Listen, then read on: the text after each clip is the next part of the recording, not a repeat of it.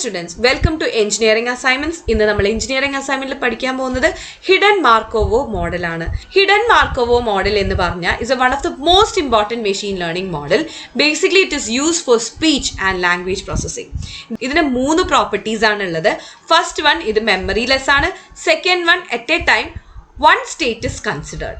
Third one future state depends upon the present state. Okay, it doesn't have to deal with the past state, or we can say that future is independent of the past. പണ്ട് എന്താ നടന്നിട്ടില്ല അതിനെ depend ചെയ്യില്ല. മാർക്കോവോ മോഡലിൽ ആദ്യം നമുക്ക് discrete മാർക്കോവോ process പഠിക്കാം. അപ്പൊ അതിനകത്ത് കുറച്ച് ടേംസ് വരുന്നുണ്ട്. അത് ആദ്യം തന്നെ നമുക്ക് പരിചയപ്പെടാം. First one is system and state. Consider A system. Okay, at any time is in any one of the N state. ഒരു സിസ്റ്റത്തിന് ഏതെങ്കിലും ഒരു സ്റ്റേറ്റിൽ വരാം. സോ സിസ്റ്റം സ്റ്റേറ്റ്സ് എന്ന് പറഞ്ഞു കഴിഞ്ഞാൽ S1 to SN ഉണ്ടെങ്കിൽ ഒരു സമയത്ത് അത് S1-ലായിരിക്കാം, അടുത്ത സമയത്ത് S2-ലായിരിക്കാം, അങ്ങനെ SN വരെ പോവാം. So we denote the state at a particular time T by QT. Okay, particular ടൈമിൽ സ്റ്റേറ്റിനെ നമ്മൾ ഡിനോട്ട് ചെയ്യുന്ന QT വെച്ചിട്ടാണ്. So QT is equal to SI means that the system is in state SI at that particular time T. ഇനി ഞാൻ സിസ്റ്റത്തിന്റെ സ്റ്റേറ്റിന്റെയും example പറയാണ്. ഇവിടെ നമ്മളൊരു സ്റ്റോക്ക് മാർക്കറ്റ് ആണ് സിസ്റ്റമായിട്ട് കൺസിഡർ ചെയ്യുന്നെങ്കിൽ നമുക്ക് ഒരു വീക്കില് നമുക്ക് 3 സ്റ്റേറ്റിലേക്ക് നമ്മുടെ സ്റ്റോക്ക് മാർക്കറ്റ് അനലൈസ് ചെയ്യാം.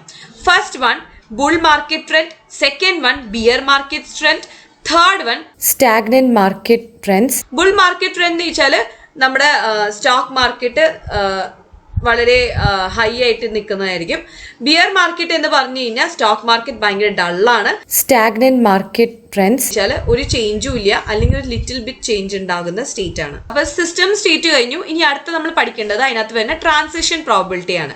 അപ്പൊ വീക്ക് ബൈ വീക്ക് ഒരു stock market will move from one state to another. Okay, so from previous data it has been estimated that there are certain probability associated with this movements and this probability is called transition probability. അപ്പോൾ ഒരു സ്റ്റേറ്റിൽ നിന്ന് വേറെ സ്റ്റേറ്റിലേക്ക് പോണേനെയാണ് നമ്മൾ transition probability എന്ന് പറയുന്നത്. Then മാർക്കോവോ assumption ഞാൻ ഇതിന്റെ കൂടെ പറയണം. അതിന്റെ മാർക്കോവോ പ്രോപ്പർട്ടി എന്നാണ് പറയുന്നത്. അത് നേരത്തെ പറഞ്ഞ പോലെ തന്നെ let the week be counted as 1 2 till etc and let an arbitrary week be tth week. അങ്ങനെയാണെങ്കിൽ the state in the week T+1 എന്ന് വെച്ചാൽ അടുത്ത week will depend only on the state in the week T regardless of the state in the previous week. അപ്പൊ previous വീക്കിലെ സ്റ്റേറ്റിനൊന്നും depend ചെയ്യില്ല. Next is homogeneity assumption. That is homogeneity property ഇവിടെ satisfy ചെയ്തിരിക്കണം. We assume that these transition probability are independent of the time. That is the probability QT+1 is equal to SJ given QT is equal to SI. So that is next state will depend only on this present state. Okay, it will not depend upon the past one, and they are constants and does not depend on T. So we denote the probability by Aij, and so we can write Aij like this, and we immediately note that Aij will be greater than or equal to 0 and the sum of all Aij where j ranges from 1 to n will be always equal to 1 for all values of I. ഇനി അടുത്ത representation of transition probability. Transition probability can be represented in 2 ways.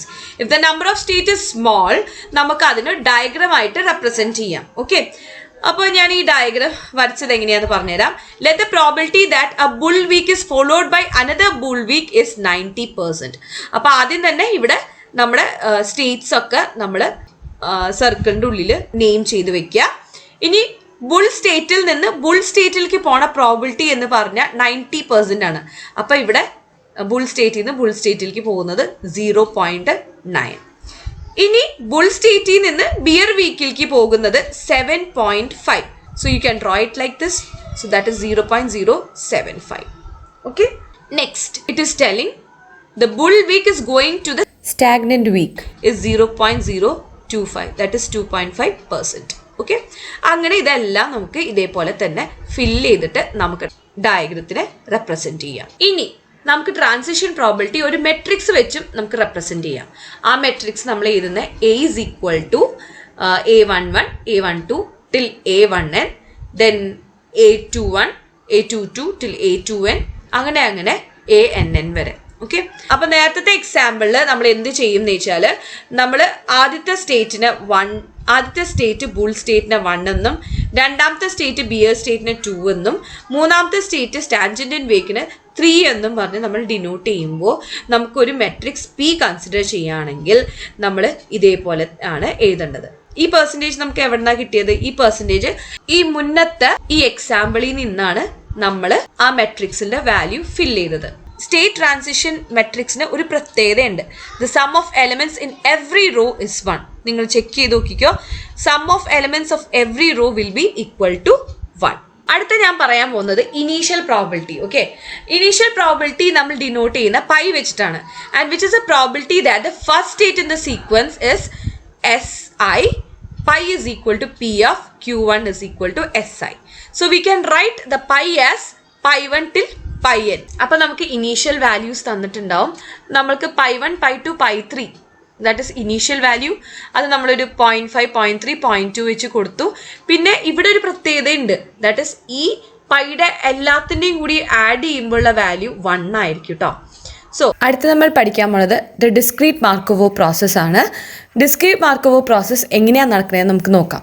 The functioning of A stock market with the 3 States S1, S2, S3 with the assumptions that the Markov property is true, the transition probability given by a matrix P and the initial probability given by a vector pi constitute a discrete Markovo process. Okay, ഇതെല്ലാം കൂടിയിട്ടാണ് in A discrete മാർക്കോവോ process എന്ന് പറയുന്നത്. Since we also assume the homogeneity property for the transition probability is true and it is a homogeneous discrete Markovo process. ഇനി നമ്മൾ പഠിക്കാൻ പോകുന്നത് probability of future state കണ്ടുപിടിക്കണം. Probability of future state കണ്ടുപിടിക്കണമെങ്കിൽ അതിനുള്ള equation ആണ് pi transpose into P. So ആദ്യം തന്നിട്ടുള്ള പൈയുടെ വാല്യൂവിനെ ഞാൻ ട്രാൻസ്പോസ് കണ്ടുപിടിക്കുമ്പോൾ നമുക്ക് കിട്ടുന്നത് ഇങ്ങനെയായിരിക്കും. നെക്സ്റ്റ് പി എന്ന് പറഞ്ഞാൽ നമ്മുടെ ട്രാൻസിഷൻ മെട്രിക്സ് ആണ്, അതും കൂടി മൾട്ടിപ്ലൈ ചെയ്യാം. അപ്പോൾ ഇതായിരിക്കും നമ്മുടെ answer. And this is the probability for the future state. The elements of the row pi transpose into p raised to n represents the probability that the stock market is in the bull state, bear state, tangent state respectively in n+1th week. Okay, അടുത്ത വീക്കിലുള്ള സ്റ്റേറ്റിന്റെ probabilities ആണ് ഈ കാണിച്ചിട്ടുള്ളത്. So hidden Markov model ഒരു വലിയൊരു ടോപ്പിക്കാണ്. അപ്പോൾ ഞാനത് പാർട്ട് 1, പാർട്ട് 2 ആയിട്ടാണ് ഡിവൈഡ് ചെയ്തിട്ടുള്ളത്.